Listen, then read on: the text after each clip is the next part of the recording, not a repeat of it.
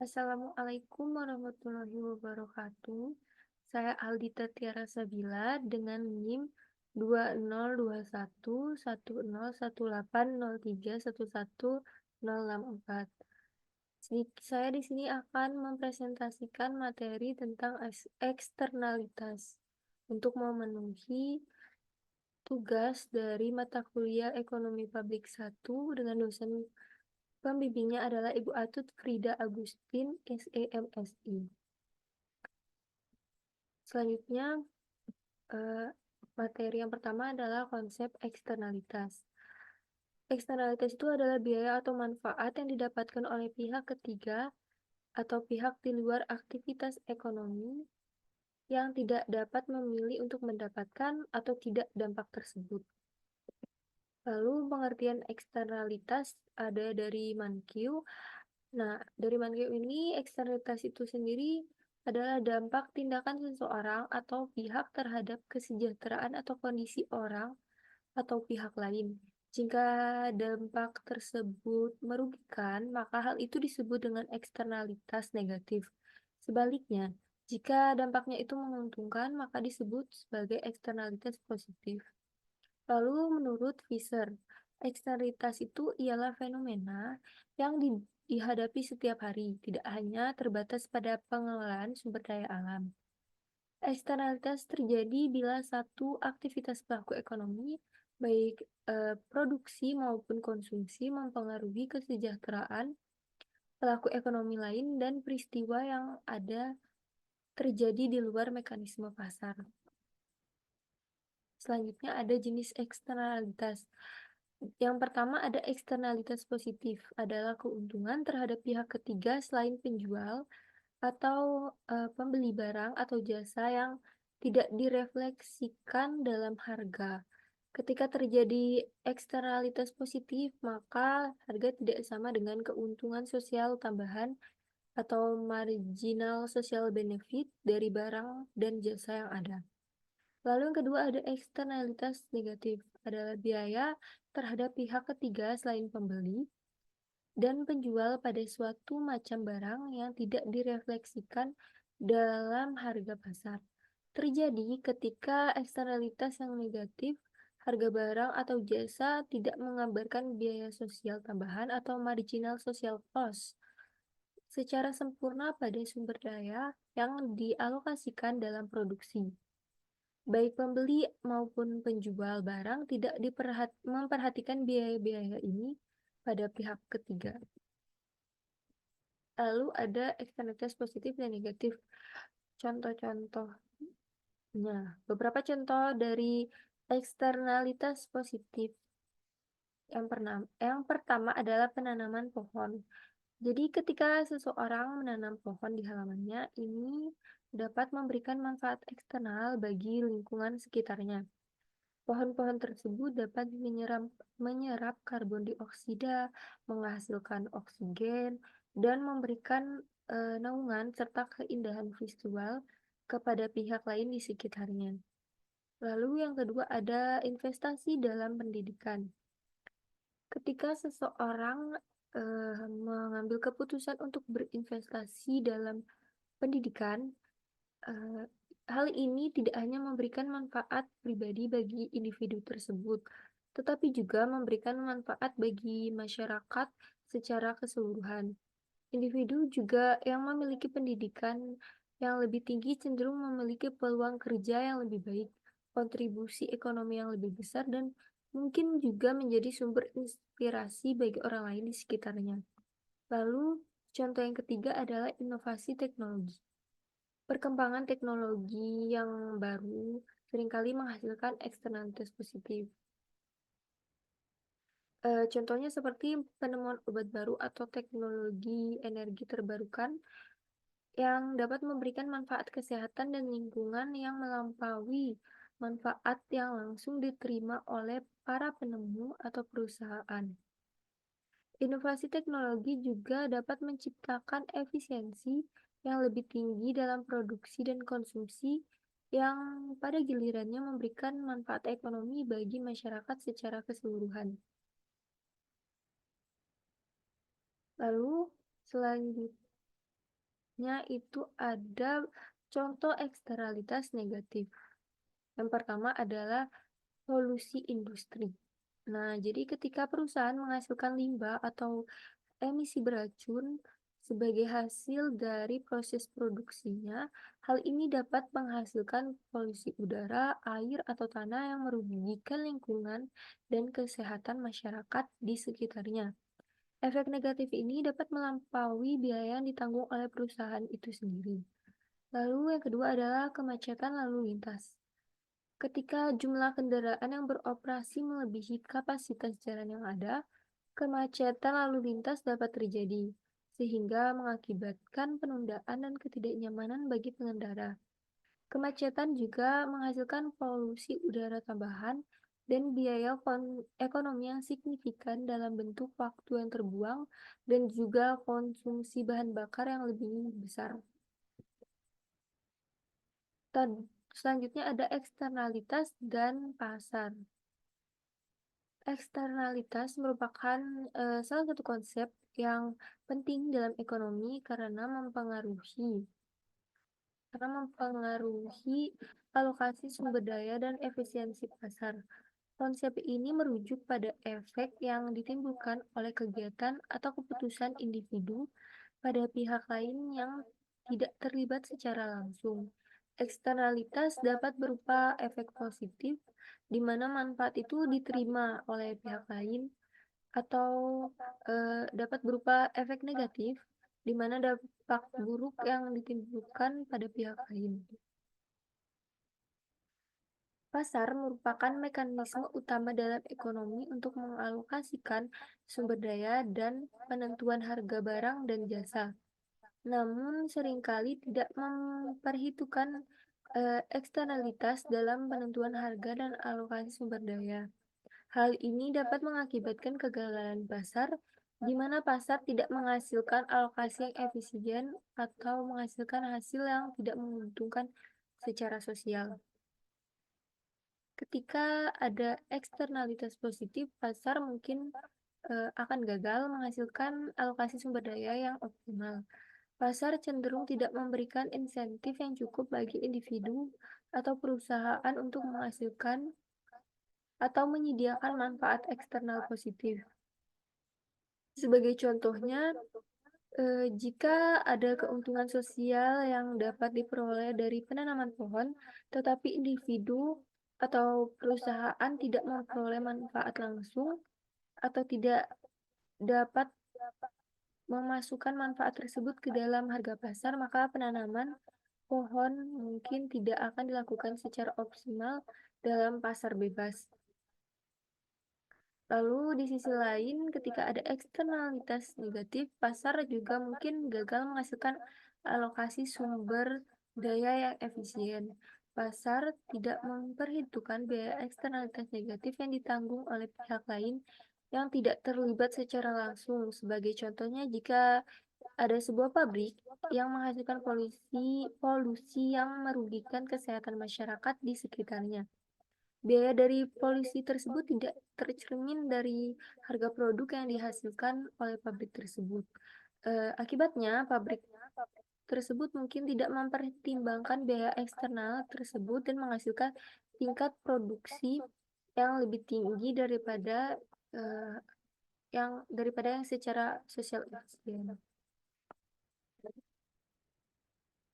Selanjutnya ada pengendalian eksternalitas. Pengendalian eksternalitas ini merujuk pada langkah-langkah yang diambil untuk mengurangi atau mengatasi dampak eksternalitas negatif atau mempromosikan eksternalitas positif. Tujuan dari pengendalian eksternalitas adalah untuk memperbaiki alokasi sumber daya dan mencapai efisiensi sosial yang lebih baik. Beberapa strategi yang umum digunakan untuk pengendalian eksternalitas, yang pertama ada pajak dan subsidi. Pajak atau bea dapat dikenakan pada kegiatan yang menghasilkan eksternalitas negatif. Misalnya, pemerintah dapat memberikan pajak karbon pada perusahaan yang menghasilkan emisi gas rumah kaca. Pajak ini akan meningkatkan biaya produksi dan mendorong perusahaan untuk mengurangi emisinya. Di sisi lain, subsidi dapat diberikan pada kegiatan yang menghasilkan eksternalitas positif. Contohnya, pemerintah dapat memberikan insentif keuangan kepada rumah tangga atau perusahaan yang menggunakan energi terbarukan. Yang kedua ada regulasi dan standar. Jadi pemerintah dapat menerapkan regulasi dan standar yang ketat untuk mengendalikan eksternalitas ini. Misalnya aturan lingkungan dapat mengatur emisi polutan yang diizinkan oleh industri atau persyaratan persyaratan keselamatan dapat diberlakukan pada sektor transportasi. Regulasi semacam ini membatasi dampak negatif pada lingkungan dan kesehatan masyarakat. Pengendalian ketiga ada izin dan perizinan. Jadi, pemerintah dapat mengeluarkan izin atau perizinan untuk kegiatan yang berpotensi menghasilkan eksternalitas negatif. Dalam hal ini, perusahaan harus memenuhi persyaratan tertentu atau mengadopsi teknologi yang lebih ramah lingkungan sebelum mendapatkan izin. Contohnya, ada pembangkit listrik tenaga batu bara harus memenuhi standar emisi tertentu sebelum diizinkan beroperasi. Yang keempat, ada kampanye pendidikan dan kesadaran. Jadi mengedukasi masyarakat tentang dampak eksternalitas negatif dan menggalang kesadaran tentang pentingnya tindakan yang bertanggung jawab dan dapat membantu mengurangi eksternalitas. Kampanye pendidikan dapat memberikan informasi kepada masyarakat tentang cara mengurangi konsumsi energi atau mengelola limbah dengan benar. Hal ini dapat mendorong individu untuk mengubah perilaku mereka dan mengurangi dampak negatif pada lingkungan. Lalu yang kelima ada inisiatif swadaya masyarakat. Organisasi non-pemerintah atau inisiatif swadaya masyarakat dapat memainkan peran penting dalam mengendalikan eksternalitas. Misalnya, kelompok lingkungan dapat memantau dan melaporkan pelanggaran lingkungan oleh perusahaan serta mendorong perubahan kebijakan yang lebih ramah lingkungan. Pengendalian eksternalitas merupakan upaya kompleks dan membutuhkan kerjasama antara pemerintah, sektor swasta, dan masyarakat. Lalu selanjutnya ada contoh eksternalitas. Kasusnya tuh eksternalitas dalam industri tambang batu bara.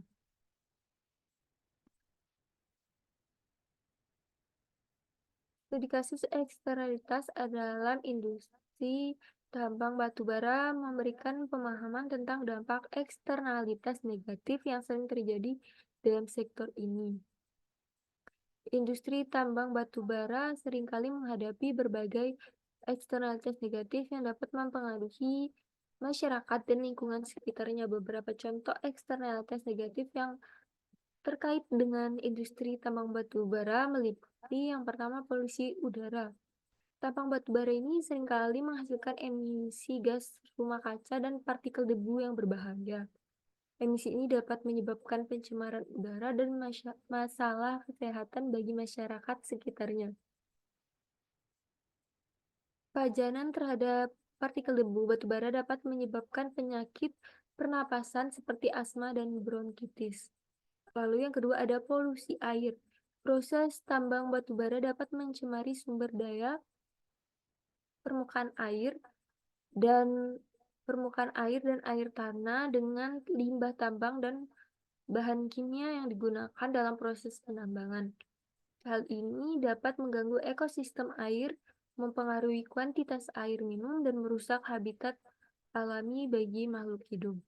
Lalu yang ketiga ada kerusakan lanskap. Jadi tambang batubara sering memerlukan eksploitasi lahan yang luas. Proses penambangan dapat menghancurkan hutan, merusak tanah, dan mengubah topografi alami. Hal ini dapat berdampak pada hilangnya habitat satwa liar dan kerusakan ekosistem yang berharga. Dalam kasus ini penting untuk menyoroti bagaimana eksternalitas negatif Ini mempengaruhi masyarakat lingkungan di sekitar tambang batubara. Dampak-dampak tersebut seringkali tidak tercermin dalam biaya produksi batubara dan oleh karena itu tidak dipertimbangkan secara penuh dalam pengambilan keputusan oleh perusahaan tambang.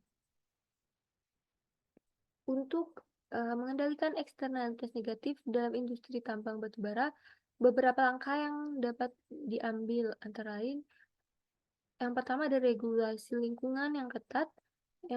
Jadi pemerintah dapat menerapkan regulasi yang ketat terkait emisi gas rumah kaca, pengelolaan limbah tambang, dan perlindungan sumber daya air, membatasi dampak negatif pada lingkungan dan memastikan keselamatan kerja yang memadai.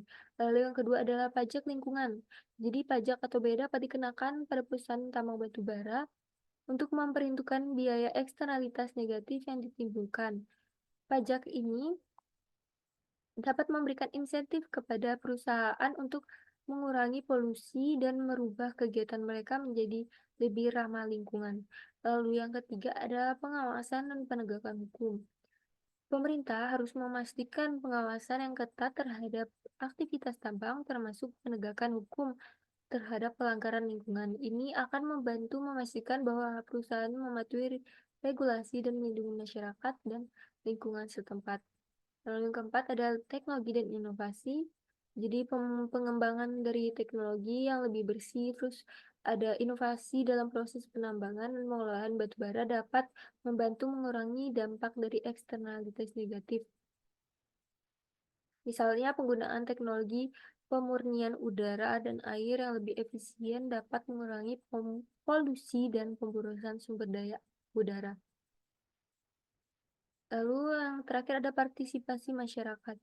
Melibatkan masyarakat lokal dalam pengambilan keputusan dan memberikan akses pada informasi yang relevan tentang dampak lingkungan dan kesehatan dapat membantu memperbaiki pengendalian eksternalitas dalam industri tambang.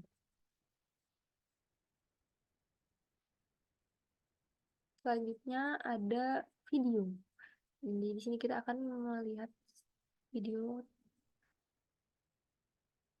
Wardah, Five Dimensions Technology for your multi-dimensional skin.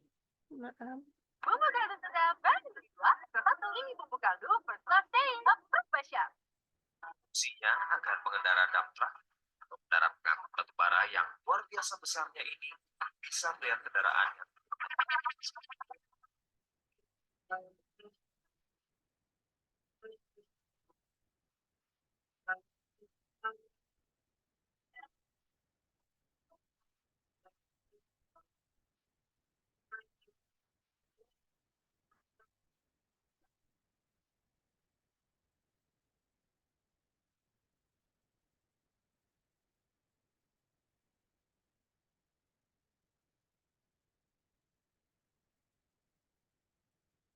ledakan dan suara gemuruh hampir setiap hari terjadi di tempat ini. Sebab proses peledakan digunakan untuk mendapatkan kandungan berharga ada di dalam tanah. Nah, penjelajahan saya kali ini mengarungi sebuah pertambangan batu bara terbesar di Indonesia.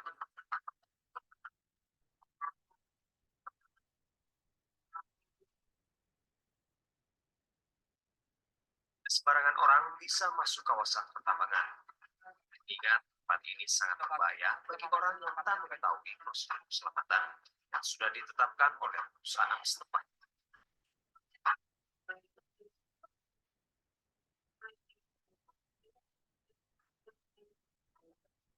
Setiap kendaraan operasional haruslah menggunakan bendera bertiang tinggi.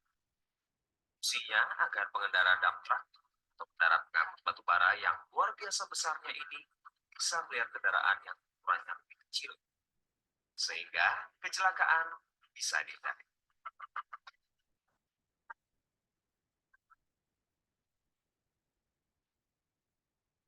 Tanah di tempat ini juga rawan longsor. Para pekerja harus berdiri 10 meter dari gundukan tanah dari terjatuh dan terjebak materi. Ini kita lihat bagaimana proses ledakan tadi. Wah, benar-benar porak-poranda.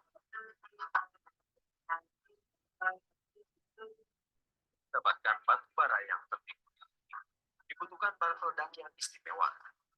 Namanya amonium nitrat free oil atau bisa disebut ANFO. Bahan peledak curah ini digunakan hampir di setiap pertambangan. Para pekerja tambang ini pun dan wajahnya dan sedikit pun terlihat rasa takut terhadap bahan peledak yang akan besar. Setelah ANFO ditanam, maka area yang akan diledakan diamankan terlebih dahulu selama 10 menit. Jika kawasan dinyatakan benar-benar aman, maka ledakan siap dilaksanakan.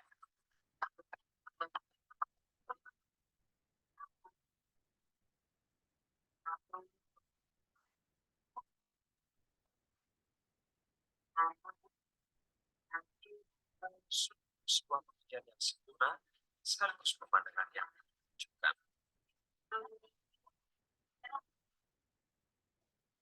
Tambang yang dikelola oleh Kaltim Mahmol atau KPC ini telah menyerap ribuan tenaga kerja.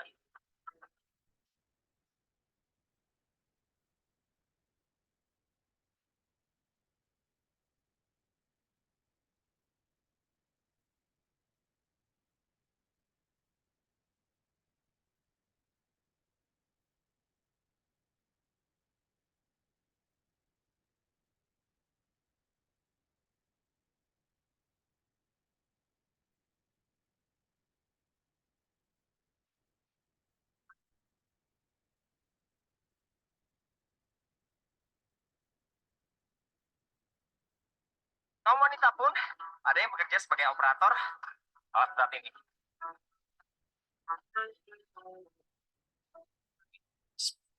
Pasangkan dalam suara wanita. Siap berdua, Karti, satu anak ini sudah bergaul dengan kendaraan raksasa yang selalu diiringi pertambangan seluas 35 hektar ini.